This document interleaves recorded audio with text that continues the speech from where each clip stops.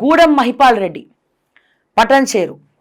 నిజంగా ఇన్ని రోజులు సైలెంట్గా ఉన్నటువంటి గూడెం మహిపాల్ రెడ్డి బహుశా సుప్రీంకోర్టు మొట్టికాయలు వేసిందని చెప్పి ఫ్రస్ట్రేషన్లో ఉన్నట్టున్నాడు. బీఆర్ఎస్ నుంచి కాంగ్రెస్లోకి వెళ్ళినటువంటి గూడెం మహిపాల్ రెడ్డి ఆల్రెడీ ఈడీలో డబ్బులన్నీ కూడా ఇరుక్కున్నాయి. సుమారు 5,000 కోట్లు ఏమో అక్కడ ఇరుక్కున్నట్టున్నాయి. దానికోసం ఆయన తిరుగుతూ ఉన్నాడు, పాపం ఏదో తిప్పలు పడుతూ ఉన్నాడు, అనేక ఫ్రస్ట్రేషన్లో ఉన్నాడు. నిన్న పుసుక్కున నోరు జాడేయడం జరిగింది పటంచేరులో.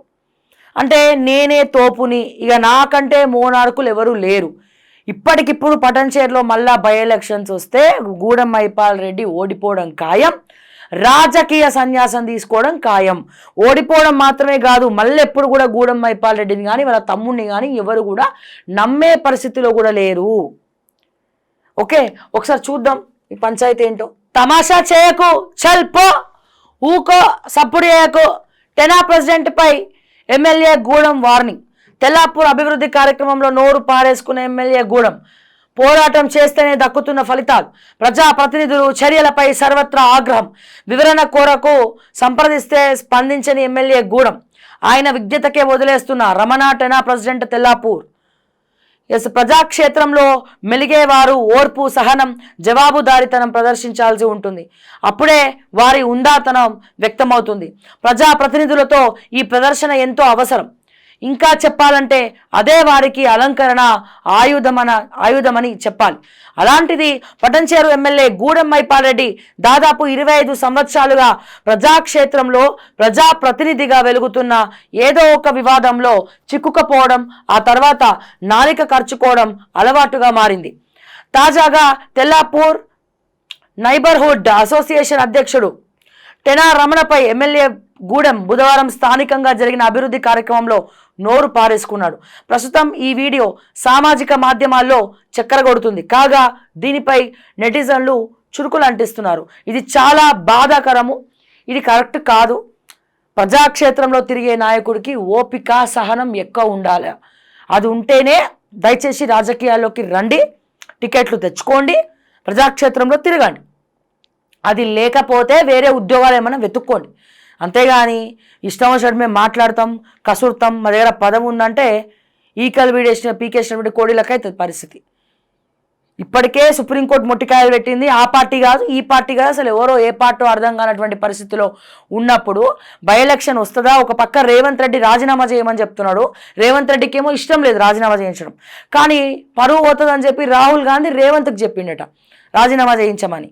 రాజీనామా చేసే పరిస్థితి వస్తే మళ్ళీ బై ఎలక్షన్స్ వచ్చే అవకాశం ఉన్నది. కానీ వీళ్ళకేమో రాజీనామా చేసే అవకాశం లేదు.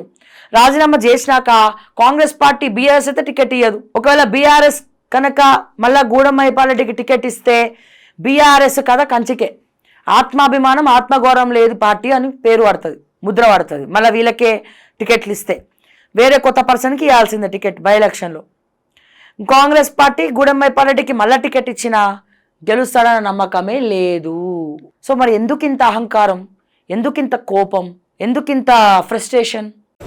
పోలీస్ అకాడమీ దాని కిందకి వస్తుంది. సో ఇప్పుడు మీరు వచ్చిన రోడ్ చూసుంటారు.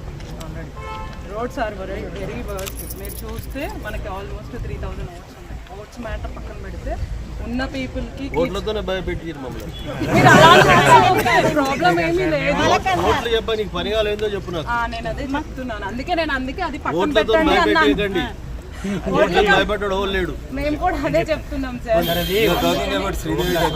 మొత్తం సార్ నువ్వే పెద్ద లీడర్, నువ్వే చేసుకోవాలని మీ దగ్గరికి వచ్చి రిక్వెస్ట్ చేస్తూనే ఇస్తున్నామన్నా, అంతే తప్పేం లేదు.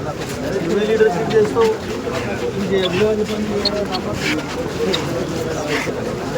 పబ్లిక్ తో ఎన్నికలలో నువ్వే లీడర్షిప్ చేస్తావు. నేను ఎందుకు లీడర్షిప్ మాట్లాడకంటున్నా మాట్లాడ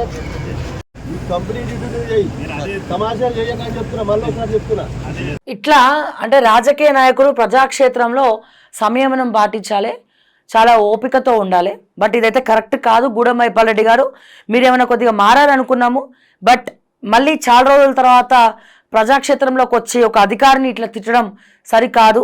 మీరు దయచేసి ఏమంటున్నాం, క్షమాపణలు చెప్పండి.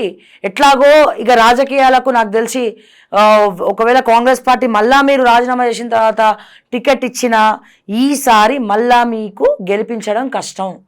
ప్రజలైతే ఓట్లు వేసేది లేదు. ఇక కొద్దిగా అటువైపు బీజేపీ వైపు అయినా ఏదో కొద్దిగా గొప్ప చూస్తారేమో కానీ ఇక మీ వైపు చూడడం అయితే కష్టము అని చెప్పి నేను మరొక్కసారి ఈ సందర్భంగా తెలియజేస్తూ, ఎన్నో విషయాలు ఎన్నో అంశాలు మనం మాట్లాడుకుంటూనే ఉందాం, ప్రశ్నిస్తూనే ఉందాం ప్రజల పక్షాన.